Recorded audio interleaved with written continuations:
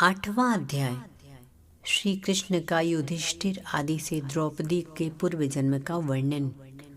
सूत जी बोले, हे तपोधन, विष्णु और श्री कृष्ण का संवाद सुनकर नारद जी ने पुनः प्रश्न किया, हे प्रभु, लक्ष्मीपति के वैकुंठ गमन के पश्चात क्या हुआ, सो मुझे सुनाओ। इस प्रश्न से भगवान बद्रीनाथ प्रसन्न होकर बोले, श्री लक्ष्मीपति ने पुरुषोत्तम मास को अपने वैकुंठ में ही निवास दे दिया, तो वह वहाँ का निवासी, स्वर्ग का निवासी और सब मासों का अधिपति होकर सानंद विष्णु के साथ क्रीड़ा करने लगा।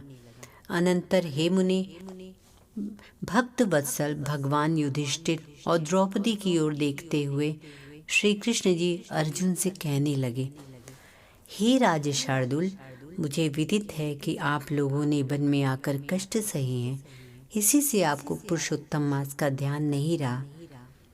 वृंदावन श्री कृष्ण का प्रिय पुरुषोत्तम मास आदर नहीं पा सका।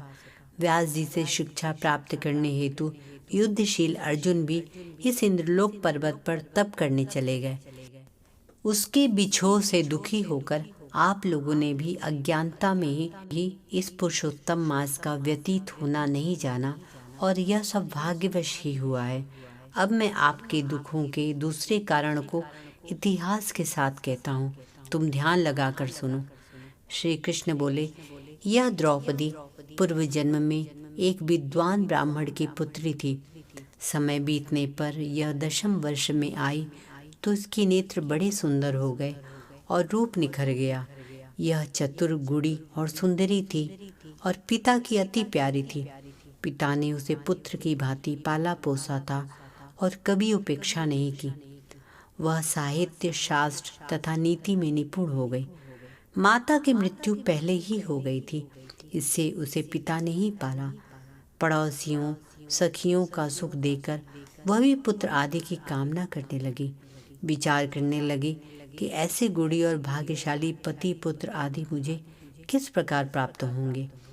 वह सोचती कि अब क्या किया जाए, किस देव की उपासना की जाए, किस मुनि के समीप जाऊं, कौन सा तीर्थाटन करूं। मेरा भाग्य क्या सोया हुआ है, कोई मुझे पत्नी रूप में अंगीकार नहीं करता।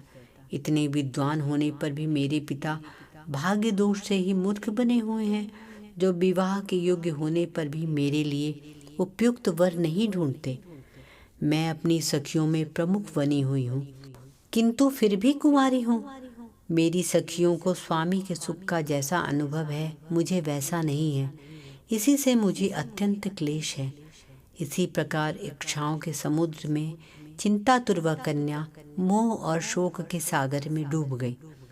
दूसरी ओर वह विद्वान ब्राह्मण कन्यादान हेतु उपयुक्त पात्र की खोज करने में लगा रहा, किंतु उसके योग्य पात्र नहीं मिला और वह निराश हो गया। अपनी कन्या के दुर्भाग्य से उसके संकल्प का पिंजरा टूट गया और दैवशात उसे तीव्र एवं दारुण ज्वर ने ग्रस्त कर लिया। उसने अपनी पुत्री को स्मरण किया, किंतु जब तक भयभीत पुत्री उस तक आई कि उसके प्राण ही निकल गए। वह कन्यादान करने की प्रसन्नता भी अनुभव नहीं कर सका और गृहस्थ धर्म में पालन किए गए परिश्रम की चिंताएं एवं संसार की सब वासनाएं छोड़कर हरि के साथ अपने को तन्मय कर लिया। इसी तरह निपुण ब्राह्मण ने नील कमल की भांति सुंदर त्रिभंग ललित स्वरूप श्री हरि पुरुषोत्तम स्वरूप में अपना चित्त लगाकर उन्हें स्मरण किया। हे राजाओं के राजा, हे राधा के संग भ्रमण करने वाले, प्रचंड भुजाओं से दैत्यों का हरण करने वाले श्री कृष्ण, हे गोविंद, हे मुरारी, हे राधिकापति, मैं आपकी वंदना करता हूँ। हे नाथ ऋषिकेश, आपकी वंदना करता हूँ, मेरी रक्षा करो। उस मुनि के ऐसे वचनों को सुनकर भगवान के लोक से उनके पार्षद आ पहुँचे और मृतक की आत्मा को लेकर भगवान के चरणार विंदों में प्रस्तुत कर दिया। अपने पिता को मृत पाकर वह कन्या हाहा करके रुदन करने लगी। पिता के शरीर को गोद में रखे वह करुण विलाप करने लगी। हाय पिता, अपनी पुत्री को सुख से रखने वाले कृपालु, मुझे आप किसके आश्रय में छोड़ गए। मुझ पितृहीन की अब कौन रक्षा करेगा। न मेरा कोई है, न कोई और कुटुंबी जन, मेरी तपस्विनी माता भी तो नहीं है। हाय, मेरे भोजन वस्त्र की चिंता अब कौन करेगा?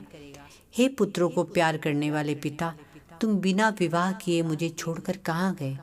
हे तपोनिधि, लौटकर यहाँ आओ। इस प्रकार अश्रु बहाती हुई वह ब्राह्मण बालिका बारंबार रुदन करने लगी। उसका ऐसा करुण रुदन सुनकर उस वन में निवास करने वाले अन्य ब्राह्मण सोचने लगे कि ऐसे करुण स्वर में कौन रोता है। तो पता लगा कि ब्राह्मण की पुत्री रोती है, उसका पिता मृत्यु को प्राप्त हो गया है। सो सब एकत्रित होकर विलाप करते हुए उस ब्राह्मण बालिका के निकट पहुँचे और रुदन करने लगे। अंत में उन्होंने उस बालिका की गोद से मृतक शरीर को उठाया और काष्ठादि से चिता बनाकर शिवालय के निकट शमशान में उसकी अंत्येष्टि कर दी। और तदनंतर दुखी ब्राह्मण बालिका को धीरज बंधाकर सब अपने निवास स्थानों को लौट आए।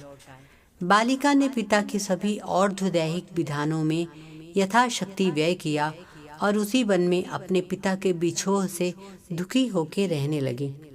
इति श्री बृहद नारदी पुरुषोत्तम मास महात्म्य 8वां अध्याय। श्री पुरुषोत्तम भगवान अर्पणमस्तु।